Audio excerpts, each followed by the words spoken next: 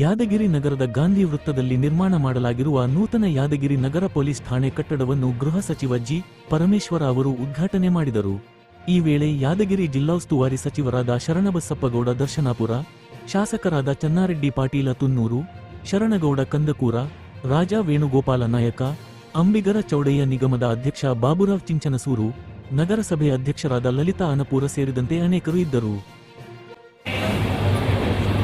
ಬಹಳ ಐತಿಹಾಸಿಕವಾದಂತಹ ಜಾಗ. 10ನೇ ಶತಮಾನದಲ್ಲಿ ಈ ಭಾಗದಲ್ಲಿ ಯಾದವರು ಆಳ್ತಾ ಇದ್ರು ಅಂತ ಹೇಳಿ ಇತಿಹಾಸ ಹೇಳುತ್ತೆ. ಈ ಭಾಗದಲ್ಲಿ ಆದಿಲ್ಶಾಹಿ ದರ್ಬಾರ್ ನಡೀತು ಒಂದು ಹಂತದಲ್ಲಿ.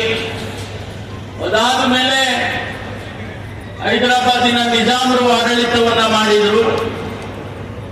ಈ ರೀತಿ ಬೇರೆ ಬೇರೆ ಆಳ್ವಿಕೆಗೆ ಸಿಕ್ಕಿ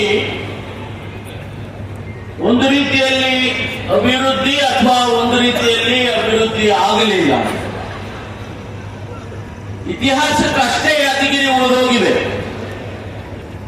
ಅಭಿವೃದ್ಧಿ ನಾವು ನಿರೀಕ್ಷಿಸಿದ ಮಟ್ಟಕ್ಕೆ ಆಗಲಿಲ್ಲ ಅನ್ನುವಂಥದ್ದು ಇವತ್ತಿಗೂ ಅನೇಕ ಜನ ಮಾತನಾಡ್ತಕ್ಕಂಥದ್ದು.